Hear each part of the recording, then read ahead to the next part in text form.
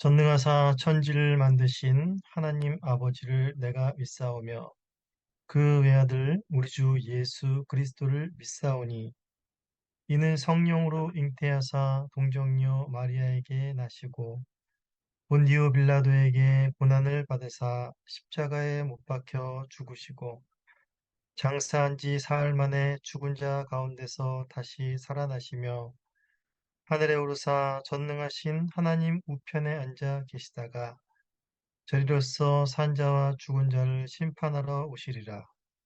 성령을 믿사오며 거룩한 공예와 성도가 서로 교통하는 것과 죄를 사하여 주시는 것과 몸이 다시 사는 것과 영원히 사는 것을 믿사옵나이다. 아멘.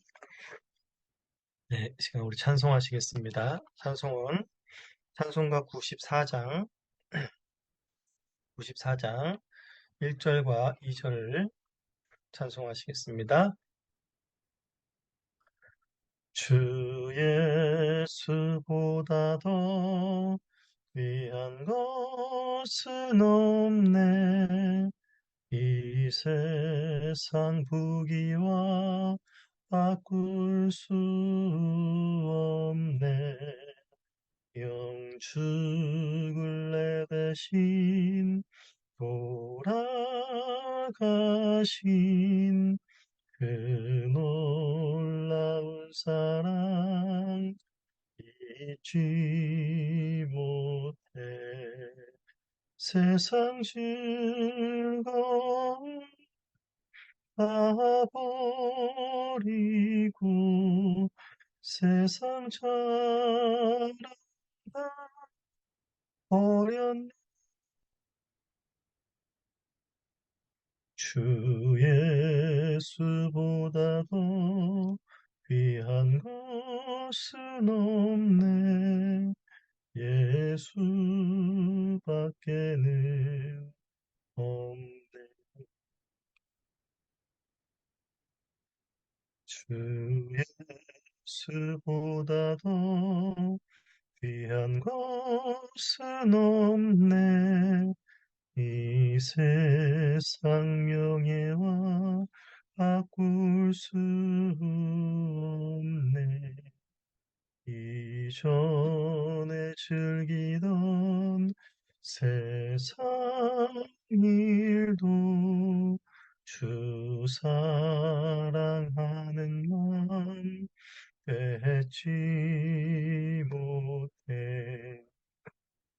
세상 즐거움 다 버리고 세상 자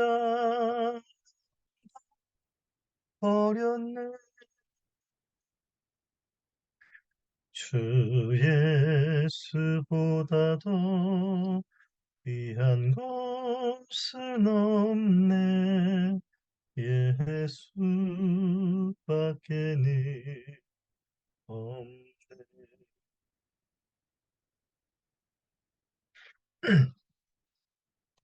네, 우리 시간에 하나님의 말씀을 보시겠습니다. 하나님 말씀은 마태복음 26장 1절에서 16절까지의 말씀입니다. 말씀을 읽도록 하겠습니다.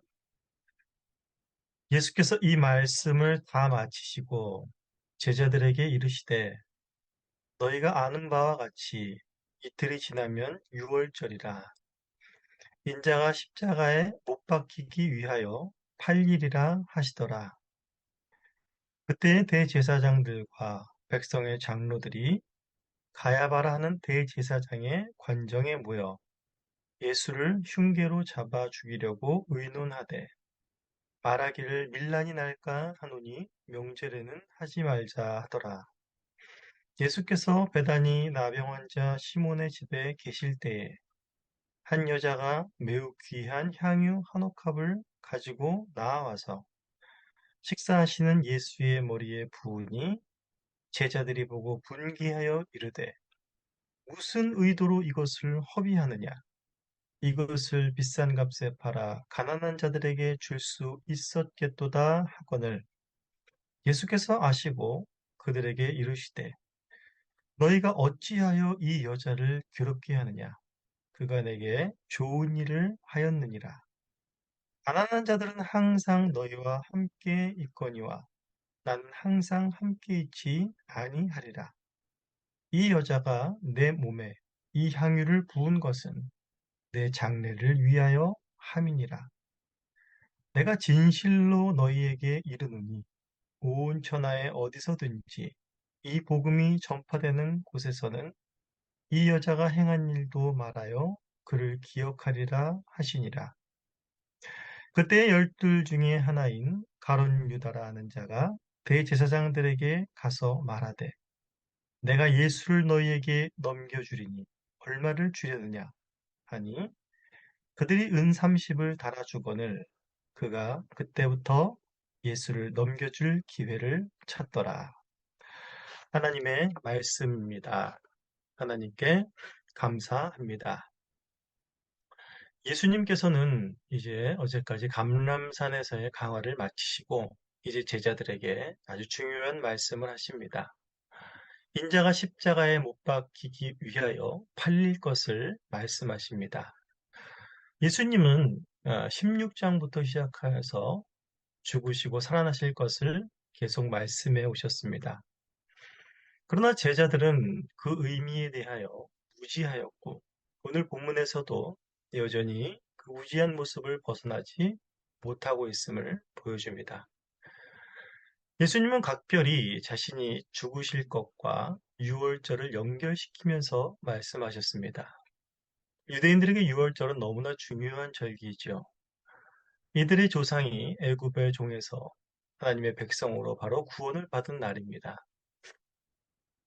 예수님이 이와 같이 말씀하신 것은 예수님의 죽음이 바로 구원과 연결되어 있음을 암시하며 말씀하신 것이지만 제자들은 그것에 크게 관심도 두지 않는 것 같습니다.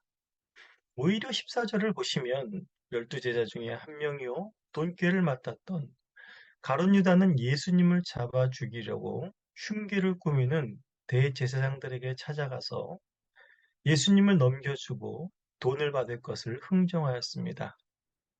아마 제사장들은 가룟 유다가 찾아와 예수님을 넘겨준다고 할 때 하나님의 뜻이라 생각하며 할렐루야를 외쳤는지도 모르겠습니다. 이러한 상황 가운데에서 6절부터 13절은 종교 지도자들이나 제자들과 비교되는 이름 없는 한 여인이 등장을 합니다. 사회적으로 약자이며 힘이 없는 이 여인이 예수님에게 한 행동은 대대에 기록되고 전파될 엄청난 사건이 됩니다. 예수님이 나병 환자 시몬의 집에 계실 때에 한 여인이 매우 귀한 향유 한 옥합을 가지고 나와서 식사하시는 예수님의 머리에 부었습니다. 제자들은 이 모습을 보고 분개하였습니다. 그 이유는 그것을 비싼 값에 팔아서 가난한 자들에게 주면 얼마나 더 유익하겠는가 하는 생각에서 나온 분개였습니다. 사실 제자들이 이 말을 하는 것에 대한 이면은 바로 앞에 본문에서 예수님이 그렇게도 가난한 자들을 긍휼히 여기고 구제하는 일을 강조하셨기 때문이 아닐까 하는 생각이 듭니다. 즉 제자들은 예수님도 지금 자신에게 이 여인이 이 비싼 향유를 다 붓지 말고 그것을 비싼 값에 팔아서 가난한 자들을 구제하고 도와주면 좋았을 것이라 라고 생각했을지도 모르겠습니다. 그러나 예수님의 생각은 제자들의 생각과는 달랐습니다. 예수님은 이 여자가 내게 좋은 일을 하였다고 말씀하십니다.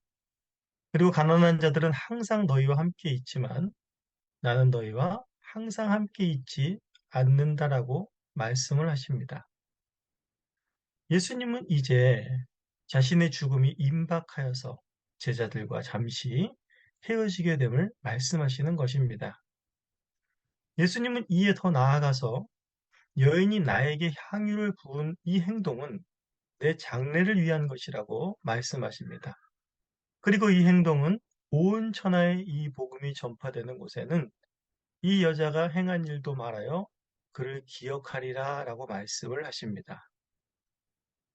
예수님은 제자들에게 그토록 구제에 대한 것을 강조하셨으면서 제자들의 의견에 왜 동의하지 않으셨을까요? 구제는 너무나 중요하고 계속 되어야 할 것이지만 지금은 그보다 너희가 이 여인을 통해서 더 중요한 것을 배워야 하기 때문에 바로 그렇게 하신 것입니다. 제자들이 이 여인을 통해서 배워야 할 것이 과연 무엇이었겠습니까? 여인은 매우 귀한 향유 한 옥합을 가지고 나왔습니다. 이것은 사는 것도 쉽지 않지만 그 가격 역시 마가복음에 보면 300데나리온이나 된다고 소개를 하고 있습니다. 300데나리온은 1년 연봉에 해당하는 것이니 상당히 큰 가격입니다. 저는 예전에 한 청년이 학교 교사가 되어서 그 첫 월급 전부를 헌금한 것을 본 적이 있습니다. 대단한 것이지요. 그런데 1년치를 다 헌금한다는 것은 정말 쉽지 않은 일일 것입니다. 그런데 마태는 300데나리온이라는 가격도 이 본문에서는 말하고 있지 않고 단지 매우 귀한 향유 한 옥합이라고 말하고 있습니다. 이런 마태의 의도는 이 여인이 예수님께 드린 향유 옥합은 300데나리온의 가치가 있지만 실제로 이 여인이 드린 가치는 그것과 비교할 수 없는 것이기 때문에 300데나리온을 생략하지 않았는가 생각됩니다. 마가복음 14장 3절에서는 이 여인이 옥합을 깨뜨려서 예수님의 머리에 부었다고 말을 합니다. 이 여인이 그 값비싸고 소중한 것을 깰 수 있었던 것은 이미 그 여인의 죄된 마음을 예수님께서 먼저 깨고 들어가셨기 때문에 가능한 일이었습니다. 요한복음은 이 여인을 나사로의 누이 마리아로 소개하고 있습니다. 그녀는 죽은 오빠 나사로를 예수님께서 살리시는 것을 보았고 나는 부활이요 생명이란 말씀을 들었으며 그분을 사모하며 따르는 그녀의 삶이 있었습니다. 이미 그녀의 삶은 예수님으로 꽉 차 있었던 것이었습니다. 예수님 외에 그 여인에게는 더 소중하고 가치 있는 것은 없었기 때문에 그러한 행동을 할 수가 있었던 것이었습니다. 이에 반해서 제자들도 다 버리고 예수님을 쫓은 자들이었습니다. 여인에 비해서 그 헌신이 뒤떨어지지 않습니다. 하지만 이들은 아직도 깨어지지 못한 것이 있었습니다. 이들의 심령은 예수님으로 꽉 찬 것이 아니라 예수님이 왕자에 앉으실 때 다들 한 자씩 꿰차는 것으로 그 마음이 꽉 차 있었습니다. 예수님을 3년이나 가장 가까이에서 따라다녔던 제자들은 부패하고 헛된 마음으로 꽉 차 있었던 것입니다. 이 마음이 여인의 옥합을 깨뜨린 것처럼 깨지기 위해서는 예수님이 죽으시는 길밖에는 없는 것입니다. 예수님이 죽으시고 다시 살아나실 때 비로소 제자들은 여인처럼 그들 안에 있는 매우 소중한 것, 헛된 영광, 부패한 성정들을 모두 깨고 나올 수 있게 됨을 알리고자 하신 것이었습니다. 사실 사도행전의 역사를 통해서 우린 제자들의 이렇게 바뀐 모습들을 많이 발견할 수 있습니다.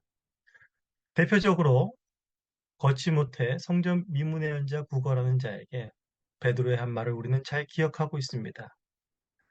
은과 금은 내게 없거니와 내게 있는 이것을 내게 주노니 나사렛 예수 그리스도의 이름으로 일어나 걸으라. 베드로의 마음을 채운 것은 세상의 어떤 가치도 아닌 바로 예수 그리스도였습니다. 주님께서는 바로 그의 죽음과 부활을 통하여 오늘날 우리의 강팍하고 돌 같은 마음을 부수시고 우리의 마음속에 들어오셨습니다. 그러므로 말미암아서 우리가 이렇게 주님 앞에 나아가 예배하고 주님의 자녀가 된 것입니다. 우리는 오늘 이 시간에 그 주님의 대속의 은혜를 찬송하지 않을 수가 없을 것입니다. 이 시간에 기도할 때 주님의 대속의 은혜에 감사를 드리는 기도를 먼저 했으면 좋겠습니다. 또한 오늘 본문을 통하여서 우리의 신앙을 점검해 보아야 할 것입니다. 첫 월급을 주님께 드리고 구제에 힘을 쓰고 교회 일에 열심을 내는 모습이 있다 할지라도 아직도 내 안에 여전히 남아있는 깨뜨리지 못하는 것들이 있지는 않습니까? 예수님을 대신할 만한 그 어떤 가치나 소중함이 내 안에 자리 잡고 있지는 않은지요. 오늘 또한 기도할 때 먼저 죄된 내 마음에서 벗어나게 하신 그리스도의 대속의 은혜를 감사하면서 동시에 오늘 하루도 주님으로 나를 충만케 하옵소서. 주님 한 분만으로 만족하고 이 여인처럼 주님을 향한 마음에 흔들림이 없게 하소서. 겉으로는 주님을 따르나 마음으로는 헛된 것을 쫓는 무지한 길을 걷지 않게 하소서. 이 시간에 같이 마음을 모아서 기도하시겠습니다.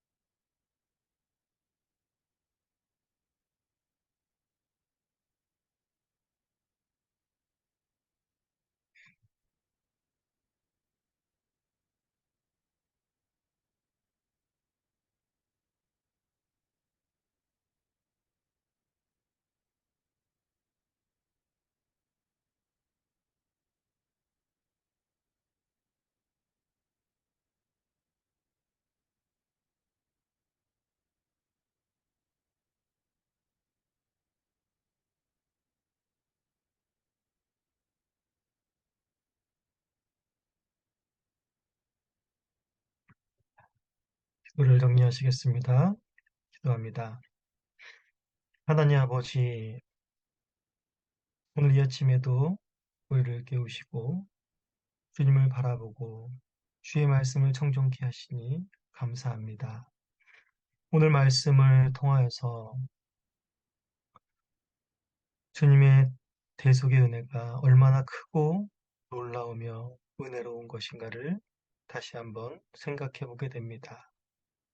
주님이 우리의 모든 죄를 담당하여 죽으시지 않았다면 우리는 여전히 세상의 소중한 가치를 쫓고 세상의 헛된 영광을 구하다가 멸망과 영원한 심판 가운데로 떨어질 수밖에 없었던 비참한 존재들이었음을 주님 앞에 고백하옵나이다.